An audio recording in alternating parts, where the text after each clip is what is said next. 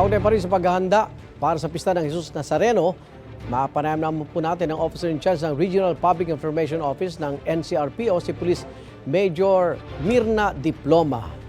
Magandang umaga po. Good morning, Igan. Good Opo. morning din sa inyong mga taga-subaybay.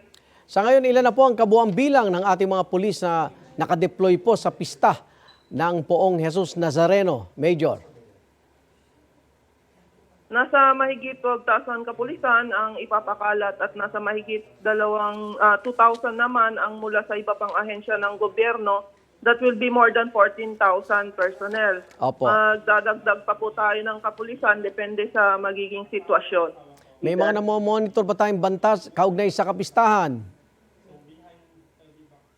Sa ngayon, wala po tayong namomonitor na anumang banta sa seguridad dito sa Metro Manila. Gayunpaman, ang inyong kapulisan ay mananatiling alerto at handang rumisponde sa anumang oras at sitwasyon, Igan. Meron po tayong estimate, mga ilan po ang makikipista sa mismong araw ng traslasyon?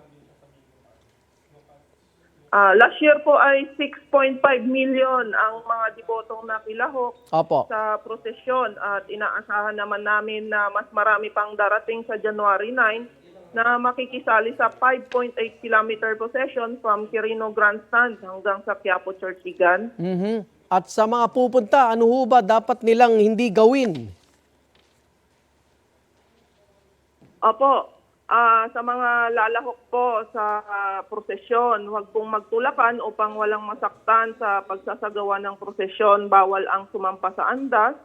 Sa ating mga kababayan na may sakit, may karamdaman o disabled, senior citizen, buntis, mayroon dalang maliit na bata, kung maaari ay huwag na pong sumama sa prosesyon. Pinaalalahanan din po natin ang lahat na huwag kalimutan na maging maingat upang walang sinumang mapahamak at maiwasan po natin ang anumang casualties o injury sa pagdiriwang ng Nazareno 2025. Opo. Huwag din po magdala ng mga importanteng bagay o magsuot ng mga alahas na maaaring puntiryahin ng mga magnanakaw o mga masasamang loob, Igan. Opo. Sa mismong araw ba, pansamantalang papatay ng mga signal ng cellphone? Tungkol dyan, Igan, correction po sa statement ko kanina sa kabilang channel about sa signal jammer. Ang napag-usapan ay simbahan ang mag-request to DICT. But we will check with the church ang status ng request, Igan. Okay. So wala pang pinal. Ingat po kayo, Police Major Mirna Diploma ng NCRPO Regional Public Information Office. Salamat! Thank you, Igan. Maraming salamat.